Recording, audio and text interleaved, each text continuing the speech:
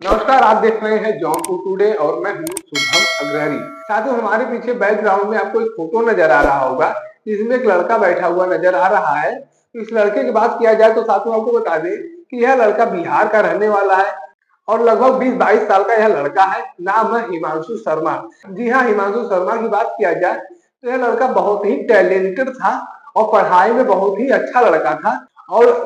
और जेईई जैसे एग्जाम में 98% का इस लड़के का परसेंटाइल था। तो मतलब ये कहा जा सकता है कि यह लड़का बहुत ही अच्छा पढ़ने में था। इस लड़के से हमारी खुद की तुलना नहीं हो सकती, इतना अच्छा ये लड़का पढ़ने में था। लेकिन अब यह लड़का पूरी तरह से बर्बाद हो चुका है, खत्म हो चुका है, घर वालों से नाता टूट चुका है। अब यह लड़का अकेले रहता है, घर वाले इससे बात नहीं करते, घर वालों से दूर रहता है, घर वालों से मिलना चाहता है, लेकिन घर वाले इसे एक्सेप्ट करना नहीं चाहते। तो आप सोच रहे होंगे कि इतना टैलेंटेड लड़का था तो ऐसा क्या हो गया कि इससे घर वालों ने दूरी बना ली और घर वाले अब इसे अकेला छोड़ दिए। तो आपको बता दें कि यह लड़का जब जेईई का एग्जाम कर रहा था, जब इसका 98% का परसेंटाइल आया था, तो इसने एडमिशन के लिए घर से पैसा लिया था और घर से एडमिशन के लिए पैसा लेने के बाद इसने एडमिशन नहीं कराया। एडमिशन न कराने के पीछे बहुत बड़ा कारण था कि इस लड़के को गेम खेलने का आदत पड़ चुका था। यहाँ वही गेम जिस गेम को आज हमारे और आपके घर के लड़के भी बड़े ही शौक से खेल रहे हैं और हम और आप उस पर ध्यान भी नहीं देते हैं। और इस लड़के को भी इसी तरह से गेम का आदत पड़ा। धीरे धीरे खेलते खेलते यह लड़का उस गेम का आदी हो चुका था। यानी कि इस लड़के को गेम का इतना ज्यादा आदत हो गया कि यह लड़का गेम के नशे में आ गया। और जब तक यह गेम नहीं खेलता था तब तक इसको लगता था कि हम कुछ कर ही नहीं रहे हैं और यह लड़का दिन भर बैठकर सिर्फ गेम ही खेलता था। अब चाहे पबजी मान लीजिए, चाहे फ्री फायर मान लीजिए, चाहे एविएटर मान लीजिए, और चाहे फिर आज के समय में जो ड्रीम 11, माई सर्कल, रमी जैसे इस तरह की टीम बनाव वाली गेमें आ रही हैं, इन सभी प्रकार की गेमों का यह आदी हो चुका था। मतलब कि दिन भर यह लड़का सिर्फ गेम ही खेलता था, कभी टीम बनाता था तो कभी पबजी खेलता था तो कभी फ्री फायर खेलता था। इस लड़के की गेम की शुरुआत 49 रुपए से हुई थी। 49 रुपए लगाकर इस लड़के ने गेम खेलना शुरू किया था। और आपको बता दें कि आज की डेट में इस लड़के के ऊपर 96 लाख रुपए का कर्ज है। यानी कि 96 लाख रुपए का कर्ज इस लड़के के ऊपर है।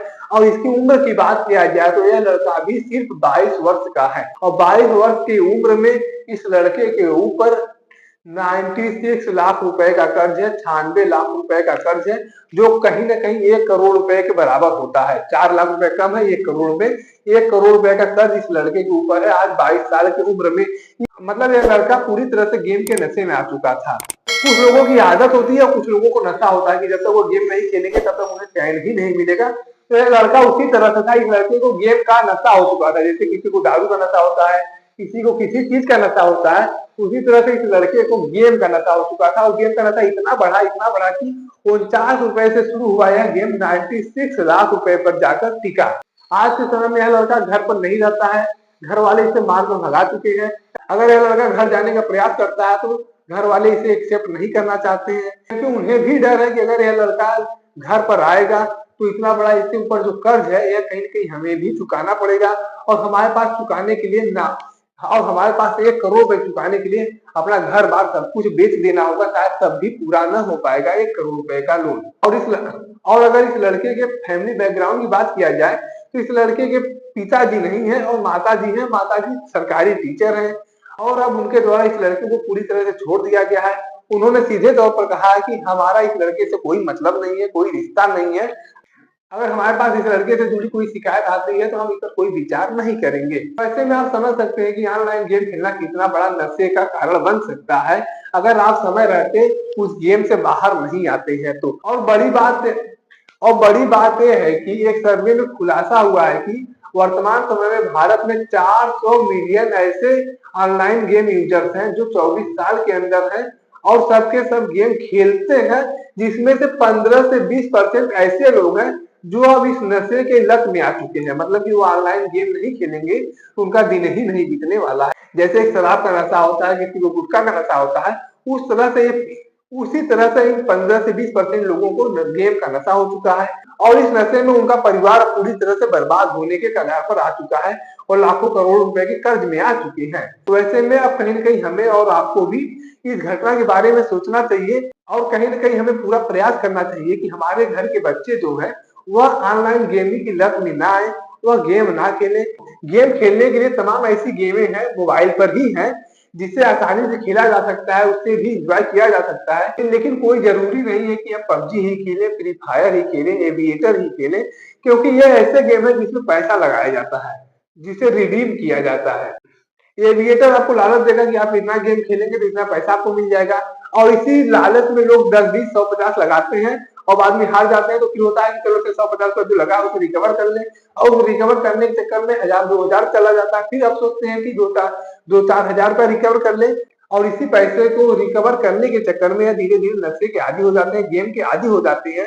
और यही हाल होता है ड्रीम 11, रमी, माई सर्कल 11, तमाम एक तरह की जो सट्टेबाजी वाला गेम है, इन गेमों का भी हम 100-50 रुपए लगाकर वहां पर टीम बनाते हैं तो कभी जीत जाते हैं और कभी हार जाते हैं। और जब हार जाते हैं तो हमारे दिमाग में आता है कि यार जो 100-200 गया उसे हम रिकवर कर लें, और रिकवर करने के लिए हम दोबारा पैसा लगाते हैं।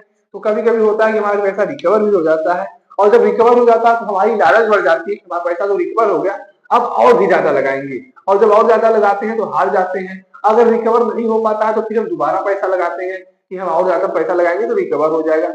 और इसी तरह से रिकवर करने के चक्कर में लोग धीरे धीरे इस गेम के आदी हो जाते हैं, इस सट्टेबाजी ऐप के आदी हो जाते हैं, और वे पैसा लगाते चले जाते हैं, और धीरे धीरे इनका पैसा जो है डूबता हुआ चला जाता है। और एक वक्त ऐसा आता है जब वे पूरी तरह से कंगाल हो जाते हैं, बर्बाद हो जाते हैं, और इनके हाथ कुछ भी नहीं लगता है।